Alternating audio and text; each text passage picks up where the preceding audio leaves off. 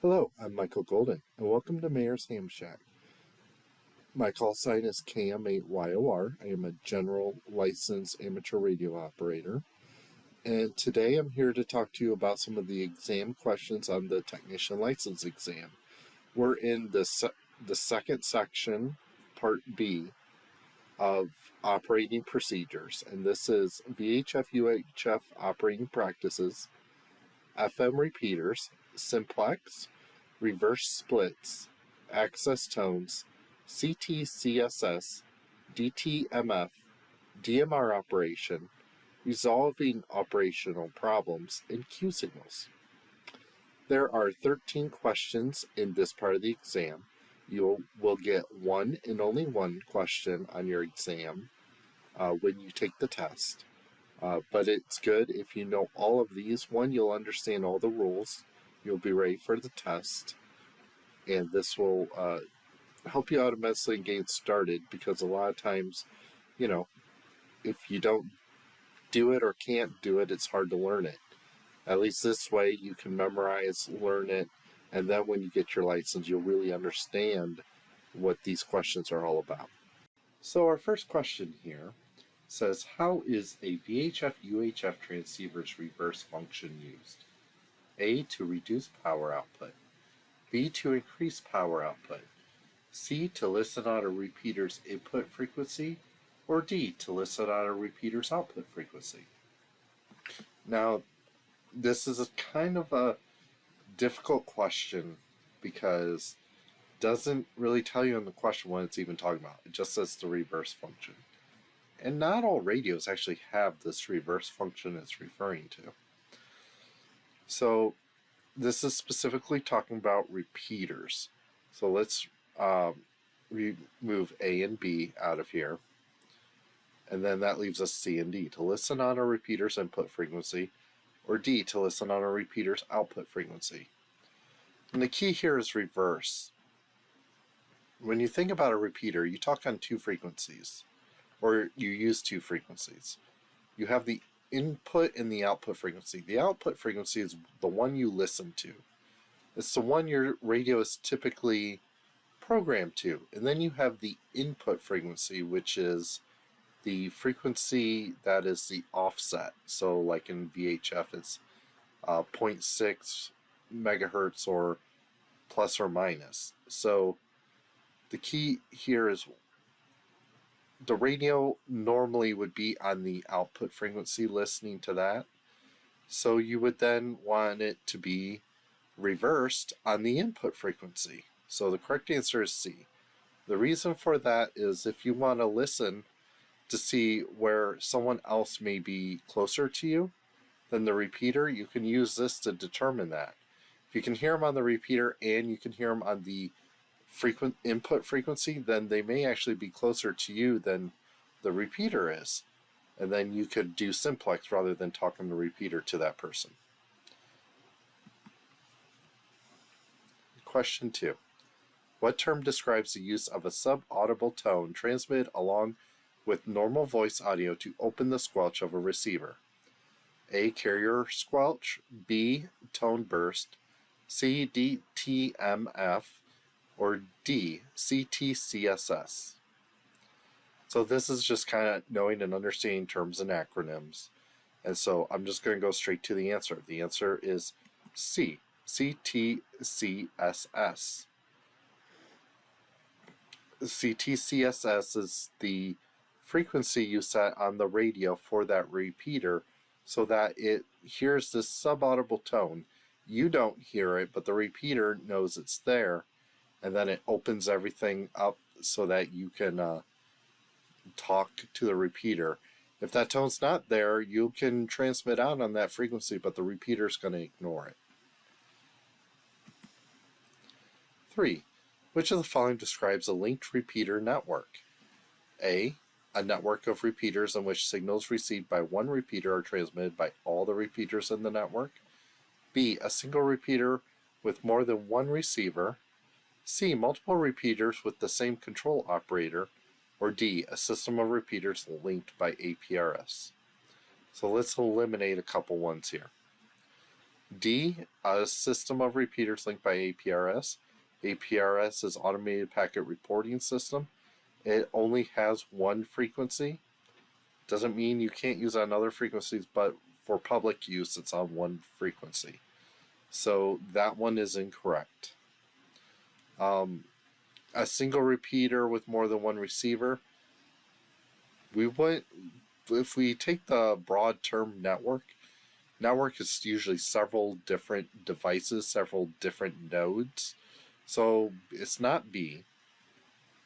It could be C, multiple repeaters with the same control operator. But I'm going to tell you that's not the answer they're looking for. The correct answer is A, a network of repeaters in which signals received by one repeater are transmitted by all the repeaters in the network. This is often done by some sort of backplane, usually on a different frequency, where all the repeaters are also listening on that frequency, and then if they receive a signal on that frequency, they open up as if somebody were talking to them. Question 4. Which of the following could be the reason you are unable to access a repeater whose output you can hear? A. Improper transceiver offset. B. You are using the wrong CT-CSS tone. C. You are using the wrong DCS code. Or D. All of these choices are correct. So let's start with A. Improper transceiver offset. So we talked a little bit earlier on the first question about what the offset is, input versus output frequencies. So if you're not on the right input frequency, or you don't have the right offset, same terminology, it's talking about the same thing here, you can't talk to that repeater. You may still be able to listen to it, but if your offset's not correct, when you hit that push to talk, it goes to that different offset frequency, that input frequency, for you to talk. If that's wrong, repeater's not going to know you're trying to talk to it. So we know that one is correct. So now let's see if we can find at least one other that we know for sure is correct. B, you're using the wrong CT-CSS tone. We talked about CT-CSS earlier. CT-CSS is a frequency within or a sub-audible tone at a specific frequency that the repeater is listening for. So if you don't have that correct, it's not going to open up for you and transmit out the repeater. So we now know A and B are correct. To talk about C real quick, DCS is sort of the same concept as CT-CSS, just in a different way. So that puts all of these choices are correct. Question 5. What would cause your FM transmission audio to be distorted on voice peaks? A. Your repeater offset is inverted. B. You need to talk louder. C. You are talking too loudly. Or D. Your transmit power is too high. So, distorted voice on voice peak. So, the loudest point of your voice is the voice peak. And distorted means it doesn't quite sound right. It's different. It's unusual. So, this is again a term that you probably haven't even run into. So, we're just going to flat out say the answer. C. You are talking too loudly. That's what it means, a voice peak, and it may get distorted. Talking too loudly can be subjective, okay? Sometimes you'll say your mic is too hot. You'll hear someone else say that you're talking to, you're too hot. So you can lower your voice, or you can, most of the time, you can just move the microphone a little further away from you, and then you'll be okay. Number 6. What type of signaling uses pairs of audio tones? A. DTMF. B. CT-CSS. C. GPRS. Or D. D-star. So this is just kind of, again, one of them straightforward. You just need to know it. This one is DTMF. This is a feature on a radio that allows you to dial, and it'll make sounds just like on a phone. If you remember older phones, if it beyond cell phones, if you remember beyond cell phones, landline phones in particular, and they had 1, 2, 3, 4, 5, 6, 7, 8, 9, 10, and you could make noises or do sounds. So, like if you dial a number like 411, it makes a sound on the tone, and the carrier on the other end hears that, and it knows, oh, you want information, and then routes you to the information. That's TTMF, and your radios can have the same thing. Sometimes you can go on repeaters and type like 411, and it'll broadcast information so you can listen to that information. And sometimes they'll do other things. Some things used to have what's called auto patch, so you can actually make a phone call through the repeater. I haven't used that. Haven't seen any lately that can do that. But hey, if you ever get a chance to try it, go for it. 7. How can you join a digital repeaters talk group? A. Register your radio with the local FCC office. B. Join the Repeater Owners Club. C. Program your radio with the group's ID or code. D. Sign your call after the courtesy tone. So this gets into DMR, and they've kind of thrown some more DMR questions, or digital mobile radio. DMR uses voice over IP. It can actually connect to the internet. You'd be by these different talk groups. Each talk group can be about a different subject or a different region. So like there's a worldwide talk group. Anybody can get on there and talk to anybody in the world. Like in Ohio where I live, there's an Ohio talk group. There's a couple different of them. There's a couple subject matter talk groups, like Parks on the Air has a DMR. I have seen like a couple Christian DMR groups, although I'm not sure how active they really are. And I know like 1 or 2 YouTubers, they have talk groups for their fans. So you can get on there and talk to people, pretty much find like-minded people as yourself. So the answer comes down to C. Program your radio with the group's ID or code. It's just a number that you need to program in. DMR radios can be confusing to program, so it can be a bit involved. And until you actually get to play with them, it's kind of hard to understand DMR and what it is. But perhaps on this channel, we will get into that sometime. Okay, question 8. Which of the following applies when 2 stations transmitting on the same frequency interfere with each other? A. The station should negotiate continued use of the frequency. B. Both stations should choose another frequency to avoid conflict. C. Interference in it is inevitable, so no action is required. Or D. Use subaudible tones so both stations can share the frequency. Okay, so there's one thing you must know about amateur radio. Nobody owns the frequencies. Not net control operators, not people who will talk there all the time, not even really repeater owners unless they're coordinated. That's sort of a different thing. So when 2 people are on the same frequency and they're being nice to each other, and you guys want to work it out, say, hey, I was talking to this guy on this frequency, but he's like, well, I got this guy on this frequency. What can you do? Well, there's only one thing you can do. You can just negotiate who's going to work best using this frequency versus something else. You got to work it out. There are, unfortunately, people who are not very nice, and they will pretty much just interfere with you intentionally because they think they own the frequency. So the reality is you can report them if you want to. This is sort of a harder thing to report than some other types of interference. But pretty much it's easier for you to just move away, especially if they're difficult right off the bat.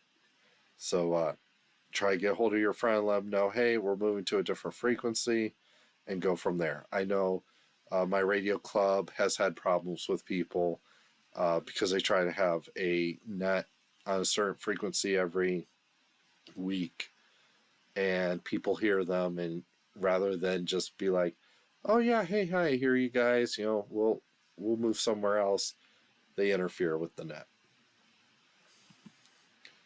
Number 9, why are simplex channels designated in the VHF-UHF band plans? So stations within range of each other can communicate without tying up a repeater. B, for contest operation. C, for working DX only. D, so stations with simplex transmitters can access the repeater without automated offset. So simplex channels is just, hey, where the repeaters aren't there. So why is this area designated? Well, so if you're close enough, you could talk to someone without using a repeater. Repeaters oftentimes can congregate multiple people and you can all have a conversation together. That's fine a lot of times. The FCC says, well, if you can hear the other person without the repeater, you shouldn't use the repeater. That's fine too if you're capable of doing that. Use the simplex channels. It's fun to do simplex. It's challenging compared to a repeater, which is kind of easy. So you can just use frequencies where the repeaters aren't so that you can talk to other people without tying up a repeater. You find them on the repeater, you talk, say, hey, let's move to this frequency, and you go there and talk. Honestly, unless the owner of the repeater complains or you're on an extremely busy repeater, generally staying on the repeater is okay. 10. Which Q signal indicates that you are receiving interference from other stations? A, QRM, B, QRN, C, QTH, or D, QSB? This is just a memorization thing. I would highly recommend going to look for Q signals.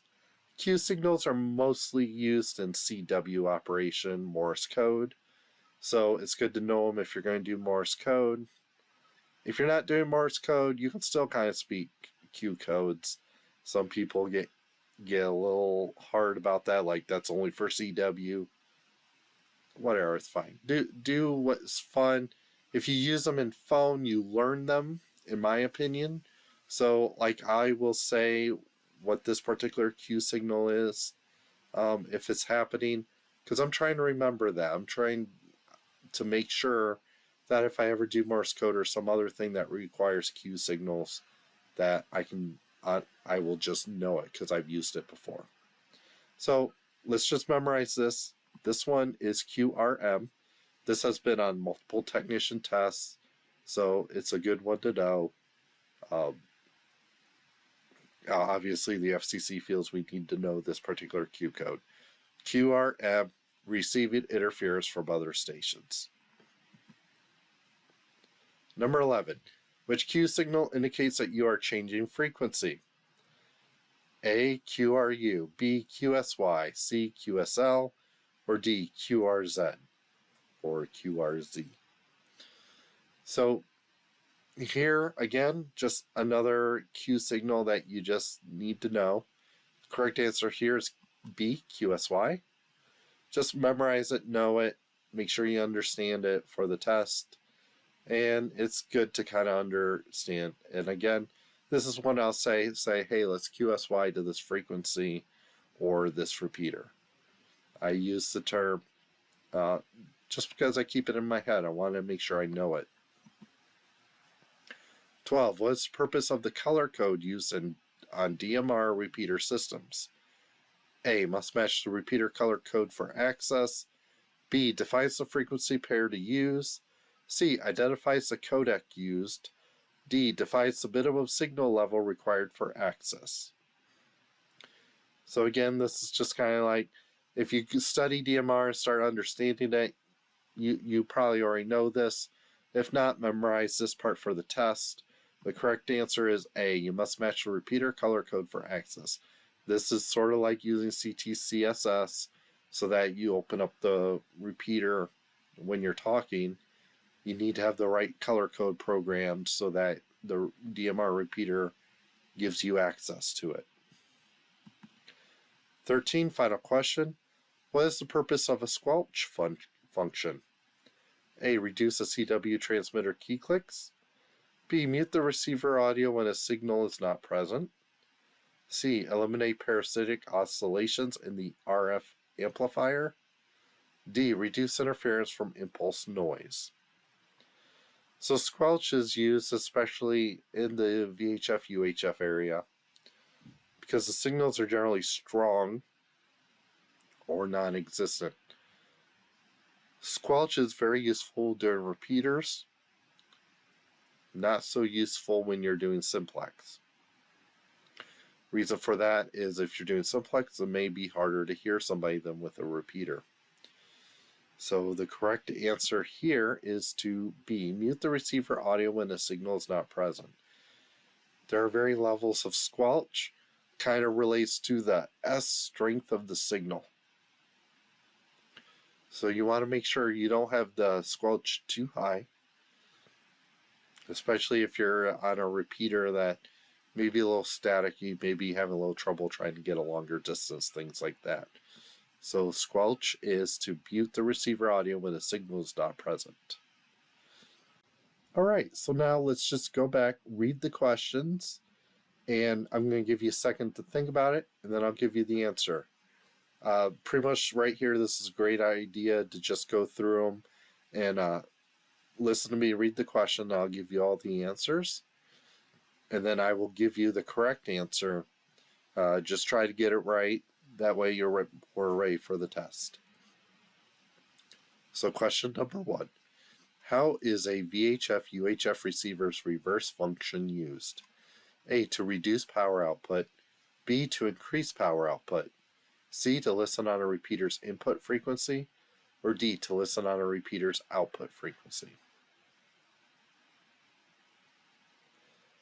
And the correct answer is C. To listen on a repeater's input frequency. 2. What term describes the use of a subaudible tone transmitted along with normal voice audio to open the squelch of a receiver? A. Carrier squelch. B. Tone burst. C. DTMF. Or D. CTCSS. And the correct answer is D. CTCSS. 3.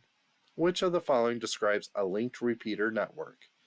A. A network of repeaters in which signals received by one repeater are transmitted by all the repeaters in the network. B. A single repeater with more than one receiver. C. Multiple repeaters with the same control operator. Or D. A system of repeaters linked by APRS. And the correct answer is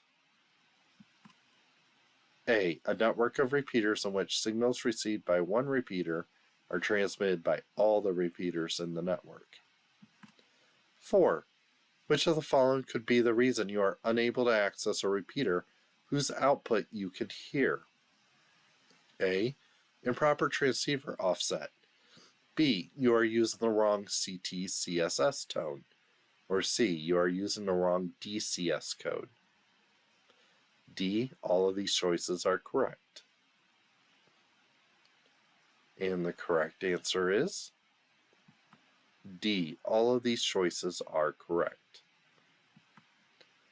5. What would cause your FM transmission audio to be distorted on voice peaks? A. Your repeater offset is inverted. B. You need to talk louder. C. You are talking too loudly. Or D. Your transmit power is too high. And the correct answer is C. You are talking too loudly. 6. What type of signaling uses pairs of audio tones? A. DTMF. B. CTCSS. C. GPRS. Or D. D-star. And your correct answer is A, DTMF. 7. How can you join a digital repeaters talk group?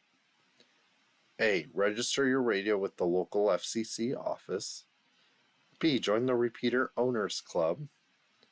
C, program your radio with the group's ID or code. D, sign your call after the courtesy tone. And the correct answer is C, program your radio with the group's ID or code.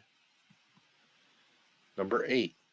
Which of the following applies when two stations transmitting on the same frequency interfere with each other? A, the stations should negotiate continued use of the frequency. B, both stations should choose another frequency to avoid conflict. C, interference is inevitable, so no action is required. Or D, use subaudible tones so both stations can share the frequency. And the correct answer is A, the station should negotiate continued use of the frequency. 9. Why are simplex channels designated in the VHF-UHF band plans? A, so stations within range of each other can communicate without tying up a repeater. B, for contest operation. C, for working DX only. Or D, so stations with simplex transmitters can access the repeater without automated offset. And your correct answer is A, so stations within range of each other can communicate without tying up a repeater. 10. Which Q signal indicates that you are receiving interference from other stations? A, QRM, B, QRN, C, QTH, or D, QSB? And your correct answer here is A, QRM. 11. Which Q signal indicates that you are changing frequency? A, QRU, B, QSY, C, QSL, or D, QRZ? And the correct answer is B, QSY. 12. What is the purpose of the color code used on DMR repeater systems? A, must match the repeater color code for access. B, defines the frequency pair to use. C, identifies the codec used. Or D, defines the minimum signal level required for access. And the correct answer here is A, must match the repeater color code for access. 13. What is the purpose of a squelch function? A, reduce the CW transmitter key clicks. B, mute the receiver audio when a signal is not present. C, eliminate parasitic oscillations in an RF amplifier. Or D, reduce interference from impulse noise. And the correct answer is B, mute the receiver audio when a signal is not present. I really appreciate you joining me. I hope you find this extremely helpful. My name is Michael Golden, call sign KM8YOR. This is Mayor's Ham Shack. Please subscribe, give me a thumbs up if you enjoy this content, you find it useful and helpful, and I hope to see you soon.